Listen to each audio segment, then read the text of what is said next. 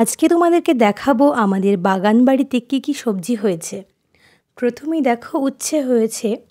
আর তাছাড়া নিজের বাড়ির বাগানের সবজি মানে কোনো ফলমূল হলে তার ভালো লাগা, ভালোবাসা বা সেটা খেতে ভালো যদি নাও হয়ে থাকে, ভালো তো অবশ্যই হয়, না হলেও মনে হয় যে না এটা আমি নিজে তৈরি করেছি, যদিও আমি এগুলো একটাও কিছু করিনি। এগুলো সমস্ত কৃতিত্ব যদি দিতে হয় অবশ্যই আমার বাবা মাকে দিতে হবে। আর এই যে দেখছো সজনে ডাঁটা, এটা এত বড়, আর উচ্ছেগুলো ছোট ছোট। এর আগে আমাদের বাড়িতে রান্না হয়েছিল, মানে এই আমাদের গাছ থেকে পেড়ে আর কি, বেশ সুন্দর হয়েছিল। অনেকটাই কি বলবো, খুব সুস্বাদু। কেননা এখানে কোনো বিষ ইউজ করা হয় না।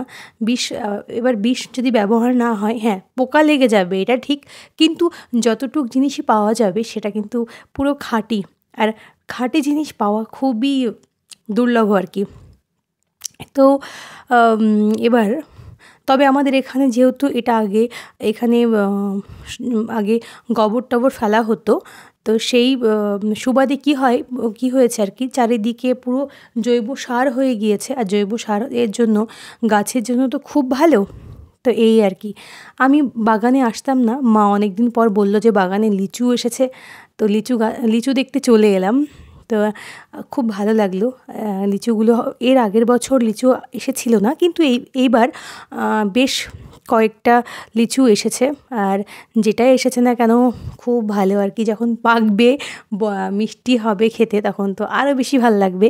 তবে যে ফল এসেছে, একবার আসে একবার আসে না, তো ওটাই অনেক। আর এই যে দেখতে পাচ্ছ বাচ্চাগুলি, আমি যেখানেই আসবো বা যেখানেই যাব না কেন, আমার সঙ্গে সঙ্গে আমার সন্তানেরা সেইখানে চলে যাওয়ার চেষ্টা করে। এটাই মায়ের সঙ্গে তার সন্তানের একটা কানেকশান। সবসময় যে নারীর টান হতে হবে তার কোনো মানে নেই। ভালোবাসা, স্নেহ, মায়া, মমতা দিয়েও না একটা মানুষকে কাছের করা যায়।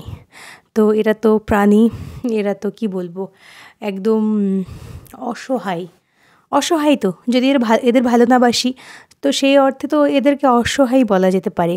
আর এই দিকে দেখতে পাচ্ছ গাছে কত কাঁচা মরিচ হয়েছে। তো সে পুরো বাগানটা ভরে গেছে কিছু না কিছু, লেবু থেকে শুরু করে আম থেকে শুরু করে তার কী বলে লিচু থেকে শুরু করে কচু পাতা মানে কচু শাক যেটা হয়, সমস্ত কিছু।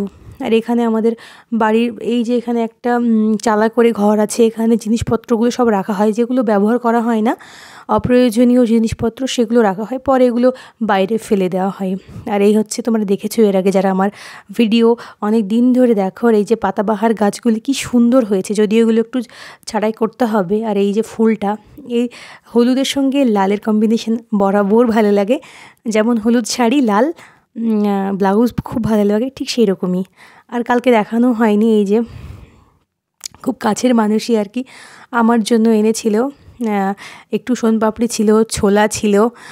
কেননা ছোলাটা সন্ধ্যার দিকে খেতে ভীষণ ভালো লাগে চায়ের সাথে বিস্কিটের পরিবর্তে একটু করে ছোলা খাওয়া যেতেই পারে। আর ছোলা তো শরীরের জন্য ভালো। আর মানে আমার তো বেশ ভালোই লাগে ছোলাটা খেলে আর কি, পেটও ভরে যায়। বেশি খাওয়ার প্রয়োজন নেই, অল্প খেলেই হয়ে যাবে। আর সোনপাপড়ি কার না ভালো লাগে বলো। তারপরে অনলাইন থেকে আমি আমাদের ওয়াশিং মেশিনের জন্য যে কভারগুলো অর্ডার করেছিলাম, তো এটা একটু এক কালারের, এর আগেও একটা অর্ডার করা হয়েছিল। তো সেটা কি হয়েছে, বিড়ালে পুরো পা দিয়ে আঁচড়িয়ে ছিঁড়ে দিয়েছে। তো বেশ এটা কভারটা ভালো, দাম কত 265 সামথিং পড়েছিল, কিন্তু কভারটা বেশ ভালো। আমি মানে এমনি অর্ডার করে দিয়েছিলাম সাইজ না দেখে আর কি, তবে হয়ে গেছে। তারপরে আমি একটু চা খেলাম। চা না খেলে না একদম ভালোই লাগে না। যাই করি আর না করি, চাটা যেন মানে মস্তিষ্কের সঙ্গে চায়ের যে কী সম্পর্ক বুঝি না, তবে কিছু তো একটা সম্পর্ক আছেই, না হলে চা খেতে এত কেন ভালো লাগবে।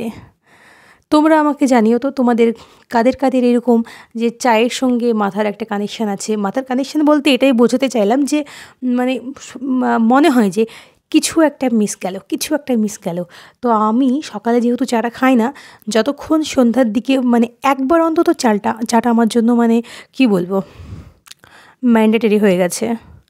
তো তো এই হলো আর কি, যখনই হোক, কি সন্ধ্যা বা কি সকাল, সকাল তো খাই না, স্কিপ করেই দিই আমি ম্যাক্সিমাম দিনে আর কি। তো এই, যদি তোমাদের ভিডিওটি ভালো লেগে থাকে তাহলে অবশ্যই লাইক করো, কমেন্ট করো, শেয়ার করো। আর আজকে তো কয় তারিখ, আজকে তো 28 তারিখ। আর কিছুদিনের মধ্যেই তো আমার মানে মে মাসে, তোমরা যারা জানো আর কি, আমার জন্মদিন 6 মে। দেখা যাক কি করতে পারি এবার।